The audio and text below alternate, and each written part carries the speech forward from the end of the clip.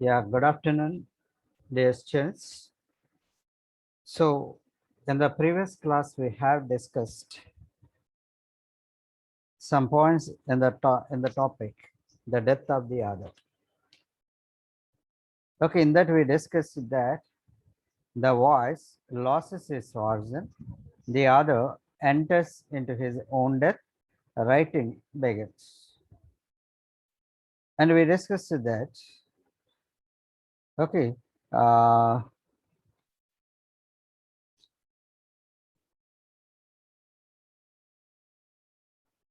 the relation between the writer and his characters by making of the narrative not he who has seen and felt, nor even he who is writing, but he who is going to write, wants to write but can't. Okay, by a radical reverse, instead of putting his life into his novel, okay, he made of his very life a work for which his own book was the model. Then we discussed, leaving aside literature itself,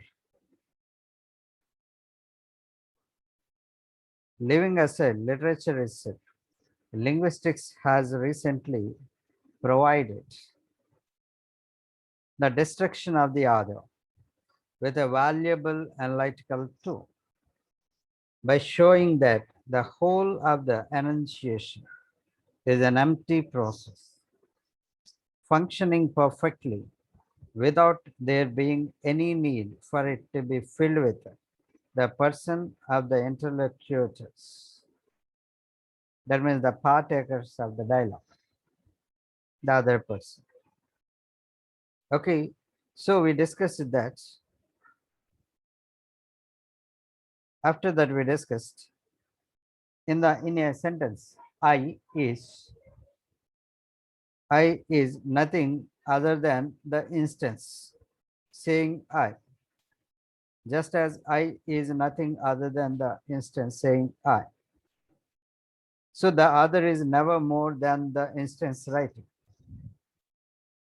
Okay, when the author writes the word I, okay, when we have after writing that, he may hand over the book to the audience, or sorry, readers. Then the reader may study it as I, not as the other. Okay, likewise in the same manner, okay, the other may lost his identity, the other may lost his identity. Then with the loss of the identity, we discussed that point. With the loss of the identity, then begins the identity of writing. With the loss of the identity of the other begins, okay, for this writing, okay, begins the identity of this writing. Okay, so the removal of the other, this point, this is the last point we discussed in the previous class. The removal of the other, okay, is not merely an historical fact or an act of writing. It utterly transforms the modern text. It utterly transforms the modern text. Okay, removal in the sense distancing the other from the text, separating the other from the text. By doing so, if we do so, if we remove the other like that, okay, that removal of the other is not merely an historical fact. Okay, it is an historical fact, he says, and an act of writing, he says, an act of writing, not merely an historical fact or an act of writing. Surely it is an act of writing, an act of a fact of history, a fact of history. But he says it utterly transforms the modern text. It utterly transforms the modern text. Okay, earlier earlier we had studied the literary text with reference to the author, with reference to the author. Okay, to read to study the Shakespeare sonnets or to study Hamlet. Okay, then they had to study the Shakespeare and his background, even the Elizabethan period. Elizabethan period. So why the reader need to read all these things? Why the reader should know all these things? Because the literary text has the person of the author. This is the earlier argument. This is the earlier argument, or this is the earlier approach to read or to study the literary text. When suddenly this Roland Barthes, when he came suddenly and he told that the author is dead, and we need not to consider the author. We need not to consider the author. Actually, that idea was started with a new criticism. That idea focusing on the language within the language itself. Okay, the idea or the thought to focus for meaning within the text. That idea started actually when the practical critics such as Kleinbrook, I.A. Richards, and other people, they made their ventures into this criticism. Okay, see, when actually they prefer to look into the text, but this Roland Barthes, he distanced. He created a distance between the author and the text. The author and the text. Okay, so in their ideology, they just focused on the language, and they studied the literary text for the linguistic features also, such as style, okay, some physical properties, some meter, rhythm, and rhyme within the text. Okay, some that means literariness within the work. These are the points that were discussed. These are the points that were revisited. That were revisited within the text. But here, he says that we have to. He says that he told, yeah, this Roland Barthes, he felt that, or he considered that it is the removal of the author. He removed the author from the text. He says that it is not a simple thing, it is a historical fact. It is a historical fact or an act of writing. Okay, he says that this is an act, a historical fact. In the history, this is a fact. The writer reigned for ages, the writer reigned the literary text. This is an act of writing. It utterly, now he says, the removal of the author is not merely an historical fact or an act of writing. It utterly transforms the modern text. Now, with this ideology, that is by keeping the author away from the text, if we look into the text again, we will get new insights into the text. We can analyze new perspectives in the text. Okay, then if we go back to the past books, then if we go back to the 19th century book or 18th century book, then what may happen? Again, the total text may be modified, or the total text may be transformed into another realm, we can say. What we can say here, when we revisit those old books with this new perspective, perspective, then the existing ideas may fade away. Already explored ideas or existing ideas faded away. Okay, so okay, see, of course, in the course of time, many things may change like that. Okay, but here it is the drastic change. It is a drastic change. Okay, man is for earning. Man is for earning. This is a statement from the beginning we heard. Why can't the female earn? Why can't the female can earn? Why can't female earn money? Surely she can earn money. Okay, if she could be able to earn money, whereas or in other hand, the man is not earning money, then what may happen? There are many men who are not earning money, and in those situations the female is earning money. If it is so, if it is the case, then we have to restate the statement, the earlier statement. Man is meant for earning. Man is meant for earning. That is to be changed. That is to be modified. Okay. So dear students, here understand this point. Okay.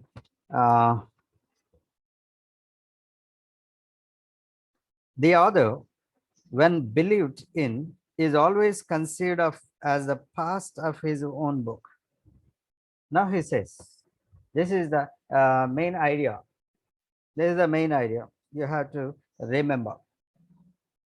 You see, the other, when believed in, is always conceived of as the past of his own book. Okay, this is the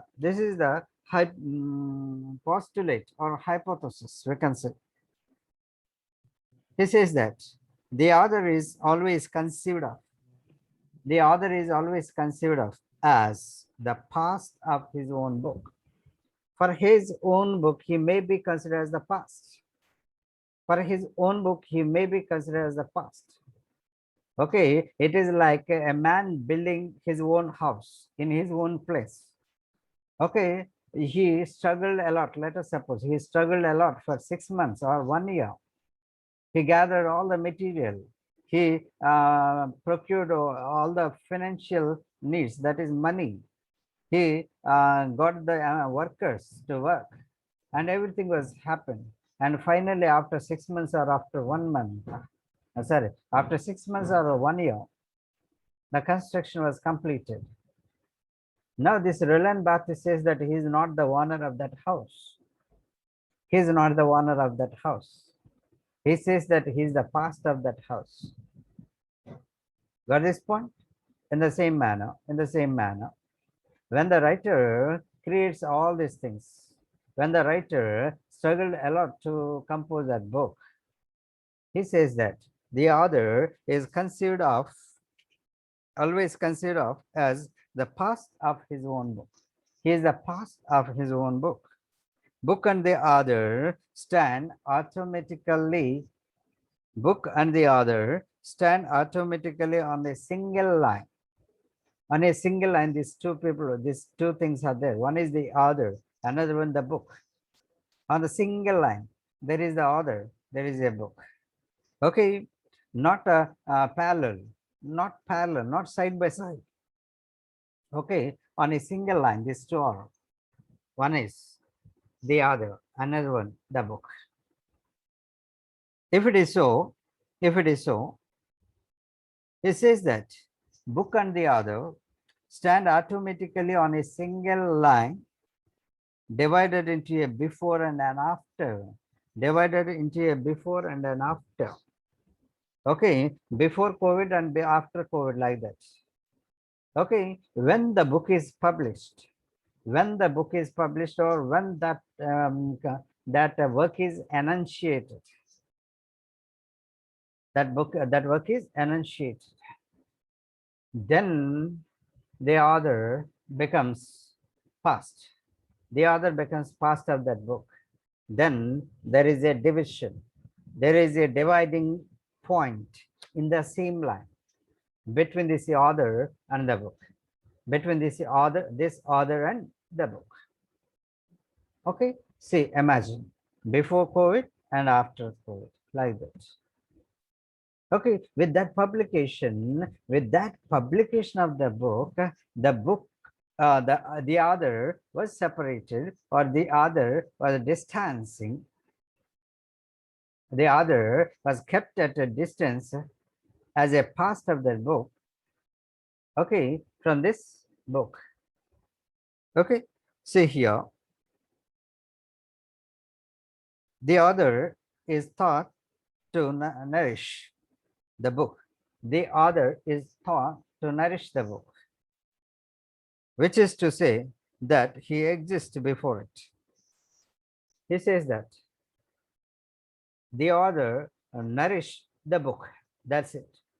The author nourished the book, like a man nourished the plant, like a man nourished the plant, or like a father nourished the children, like a father nourishes the children. Okay, once they got the degrees or PGs, and once they got the day jobs, okay, they look after their own family, his wife and his children, leaving the parents aside. Okay, in the same manner, the other, this Roland Barthes, he says that the other is thought to nourish. The author is thought to nourish the book. He has to nourish the book as the humans nourish the plants, which is to say that he exists before it. Okay, as he nourished the plant, he is not the plant. Try to understand. If one man nourishes the plant, he is not the plant. Okay, the so-called Portia nourished a plant, or grew a plant. Portia can't become a plant. That is the idea here. Portia can't become a plant, or Malish can't become a plant, though he grew a plant. In the same manner, he says that. Okay, the other is thought to nourish the book, which is to say that he exists before it. He exists before it. Okay, he is there, the plant is there. The other is there, the book is there. These two are separate. Okay, he exists before it, he thinks of it, suffers for it, lives for it, is the same relation of the antecedents to his work as a father to his child, See how the father nourishes, how the father, okay, suffers, think for him and lives for that child. But at one fine day, okay, surely it can be understood that that son is different from the father. That child can't be a father. The father can't be a child. In the same manner, okay, the other exists before the text. He is the nature. He nourishes. The other nourishes. Right. So here, the other nourishes the text. That is the book. He exists before it. He thinks of it. He suffers for it. He lives for it. He is in the same relation of antecedents to his work as a father to his child. How, you see, how a father nurtures a child. or how a father nourishes a child, how a father, okay, brings up a child. Likewise, the other also brings up the book, nourish the book. Okay, that is the idea here. That's why he, this Roland Barthes, he conceived the other is the other, and the other is separate from the book. He considered the other as a father and the book as a child. In complete contrast, if we argue like this, some people may say that the modern scripture, that is writer, is born simultaneously with the text. They argues that, okay, the scripture is born simultaneously with the text, is in no way equipped with a being preceding or exceeding the writing. He is neither before the book and after the book. He simultaneously survives along with the book. He is not the subject with the book as a predicate. Okay, he is not the subject with the book as a predicate, as there is a relation between the subject and predicate. Okay, the predicate follows the subject. Okay, see, there is, he is not the subject with the book as predicate. There is no other time than that of the Annunciation. There is no other time than that of the Annunciation. Only with the time of Annunciation. Only at that particular point of Annunciation, or that particular point of publication, we can say.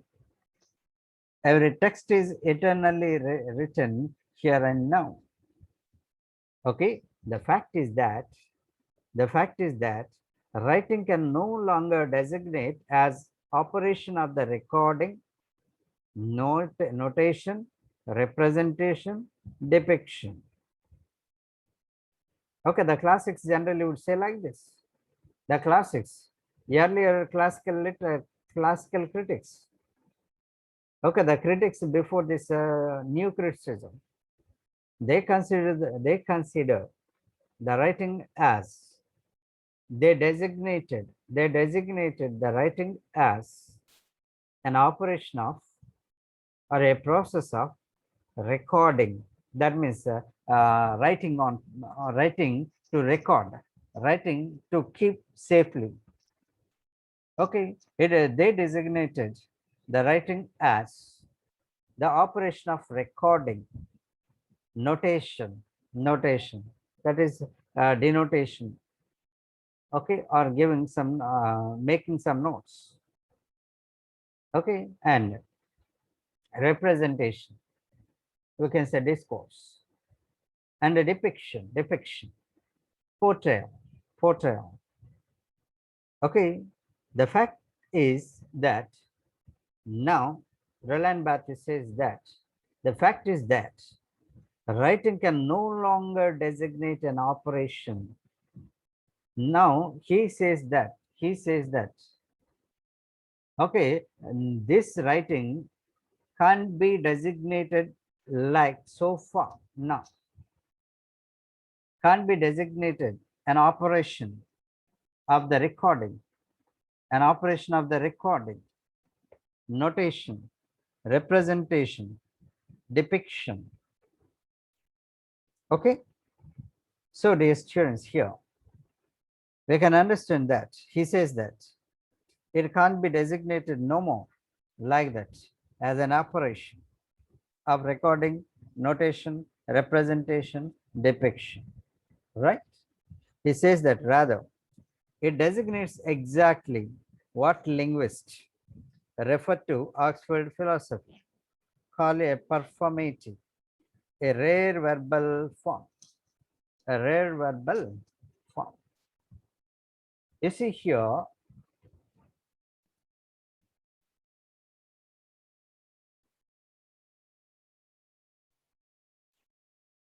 Yeah, so he says Roland Barthes, by refusing the designation that was given by the classical critics for the writing, such as the operation of recording, notation, representation, and description.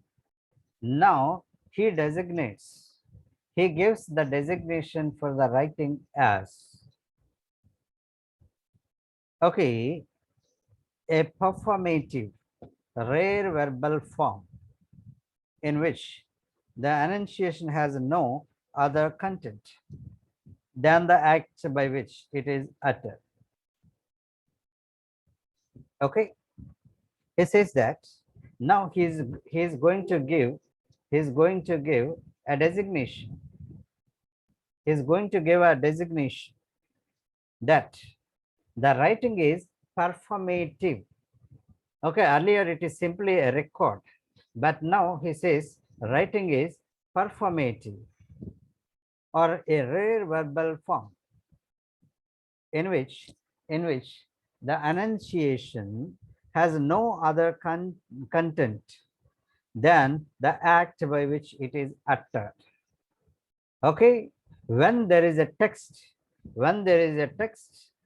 in that text, when it is enunciated, with the enunciation of the text, there is no content that was poured, that was given, or that was imposed by the author. There is no such content which is imposed, okay, by the author. Okay, now he says, okay, now he says that the enunciation has no other content than the act. There is the act by which it is uttered. There is the act by which it is uttered. Okay, see here, the act, that is the performance, how the reader will read it, how the mind of the reader will perform. Okay, how the mind of the reader will think. Okay, that will be the act. That will be the act. Okay, surely it is radical. Surely it is radical. Okay, so having buried the other, the modern scripture can thus no longer believe that his hand is too slow for his thought or passion. Okay, for him, on the contrary, the hand cut off from any voice, born by a pure gesture of the inscription, okay, traces a field without origin, or which at least has no other origin than language itself. Okay, language with ease ceaselessly calls into question all origins. Okay, that idea that text has no particular origin in the mind of the author. Okay, generally when we study the literary text, even we see that we will try to know the origin of the text. Where is the source for the text? Okay, you see, in you might have studied Old Man and the Sea, Old Man and the Sea. Okay, for writing, yeah, Ernest Hemingway. Okay, yeah, that writer, before writing this book, okay, he visited a particular place, that is a port or where this fishing may happen. Then he saw the struggle of the fisherman. With that idea, he composed this book. This is what we say, that that book has its origin in that particular small incident, what happened in the life of Ernest Hemingway. This is what we used to study earlier. This is what we used to study earlier. But this Roland Barthes says that, actually there is no origin other than the language. For any text, there is no origin other than the language. He says that The origin for the text is in the language. The origin for the text is in the language itself, right? So language which easily calls into question all origins. Okay, language questions all the origins. Okay, so we know now that a text is not a line of words. We know now the text is not a line of words releasing a single theological meaning. Theological meaning. Okay, in the Bible there is a word, blessed be the man who meditates the law of the God day and night. The law of the God day and night. Okay, blessed is he who meditates the law of God day and night and get the pleasure in that. Okay, or who delights in that reading. That man is blessed. That man is blessed. This is a statement from the Bible. What can we understand? This is a theological statement. This is the theological statement. Okay, we can't make more inferences. We can't make more inferences. Okay, we can consider, or we have to consider that statement as the prophecy, right? So, students, here we know now that a text is not a line of words. A text is not a line of words releasing a single theological meaning. Okay, in the religious books, which are considered to be the revelations by the God, okay, through the prophets or through chosen writers. That may be Bible, or that may be Quran, or that may be any other book, even our Vedas. Okay, so in all the religious books, it is believed that they were given directly by the God. Okay, they were the revelations by the God. Then we can't make more interpretations of that statement. We can't make more interpretations of that statement. Okay, if you think that statement from the Bible that says, blessed is he who meditates, okay, who meditates the law of the God day and night and delight in that reading. Can you think that a man can read day and night a single book and can get delight, can feel delight? Okay, that is a surely exaggerated statement. In our, if that book is allowed, if that book allows us to interpret, if that book allows us to interpret, then we can interpret like this, we can infer a meaning like this, and we can modify the drawback that day and night one man can't delight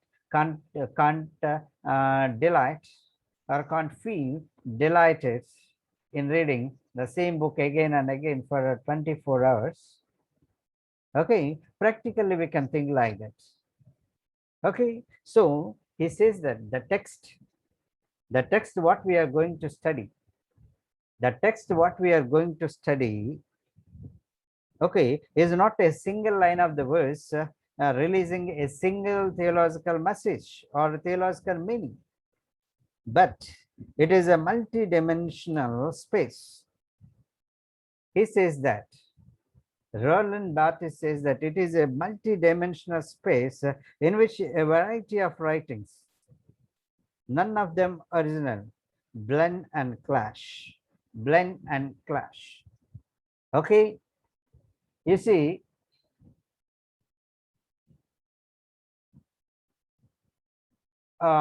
if you consider a statement, okay, we should not lie. Okay, we should not lie. Okay, what does it mean? Always we should say truth. That is general inference. General inference. But as a critic, you may criticize. More meanings can be inferred. More statements can be inferred from that. We can say they said that we should not lie. When? Even when we are about to lose our life? When we are about to lose our life, shouldn't we lie? That may be a question. When all the people force us, to lie, then we can stand. But if they try to kill, if we do not lie, then what may be our step? For the sake of one truth, or for the sake of one lie, do we lose our life? We may think like that. We may think like that. Okay, then we will modify. As a human beings, we will modify. Okay, we should not lie unnecessarily. We should not lie unnecessarily, or we should not lie except in the case of losing our life, except in the case of losing of our life. Okay, except in the case where our life is in risk. We may modify like that. And another modification, another interpretation may be, we shouldn't say lie. We shouldn't lie. It doesn't mean that we should say all the time truth. In the midway, we can plan another thing. As a Lord Krishna plan, you too already I told you, and in many occasions I told you. Aswadhama ataha kunjara. Aswadhama ataha kunjara. What is that? Okay, there is a lie, no doubt. But he represented that same lie as a truth. Okay, what does it mean? Even such possibility is there. Even such possibility is there. Okay, that's why Roland Barthes says that the text is a multi-dimensional space. The text is a multi-dimensional space in which a variety of writing blend and clash. Okay, I told you, Ashoka, the emperor Ashoka plants both sides of the road. But when they grow up, okay, in the course of time, it seems somebody, if we know that is Ashoka, then we may say the emperor Ashoka laid a road amidst the plants, What can we understand? The fact is changed. In the course of time, our perception is changed. Okay, the statement is changed. Okay, does the truth really exist in this 21st century? This is the big question. Does the truth really exist in this 21st century? This is a big question. Okay, how can we define the truth? And what are the parameters? Okay, so it is not, the text is not a single theological message. The text is not a single theological meaning or a message. He says that the text is a multi-dimensional space in which a variety of writing blend and clash. The text is a tissue of quotations. The text is a tissue of quotations drawn from the innumerable centers of culture. Okay, centers of the culture. In one culture, of course, the writer may write something from his own culture or based on his own culture or any other culture, we can say. Then the text is a tissue of quotations. It is some substance of quotations drawn from the innumerable center of culture. What is the text? The text itself is a number of quotations that were taken from different centers of the culture, different centers of the culture. As it was taken from the different centers of the culture,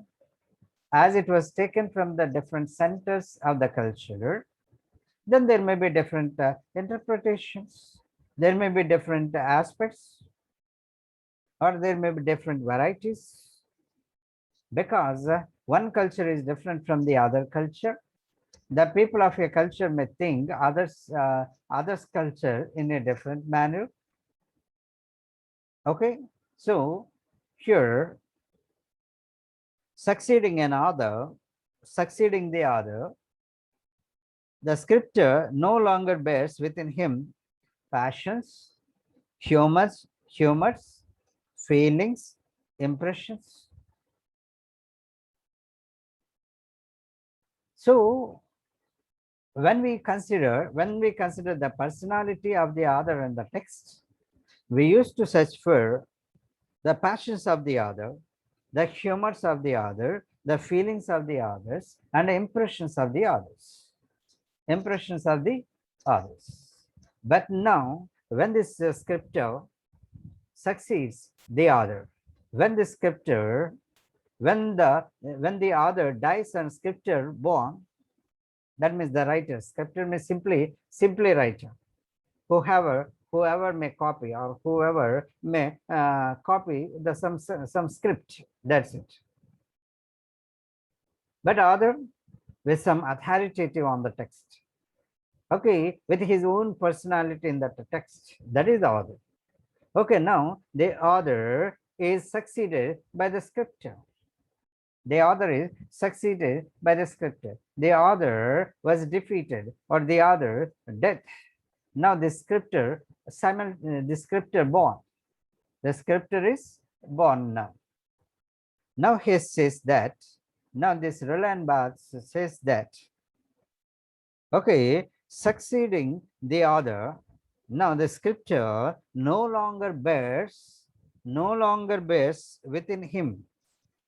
Now the scripture has no such passions. The scripture has no such passions, has no such humors, has no such feelings, has no such impressions. This is what we can say. This is what we can say. Okay. Now the scripture. Okay. We can say forsook, or that means give up, or gave up, we can say. He gave up his own passions. The scripture gave up his own passions, humors, feelings, and impressions in the book. He plainly wrote something, and he will hand over to the reader. He will hand over to the reader. Okay. So this is the topic. Okay. For today's class, dear students, as it is already 5 o'clock.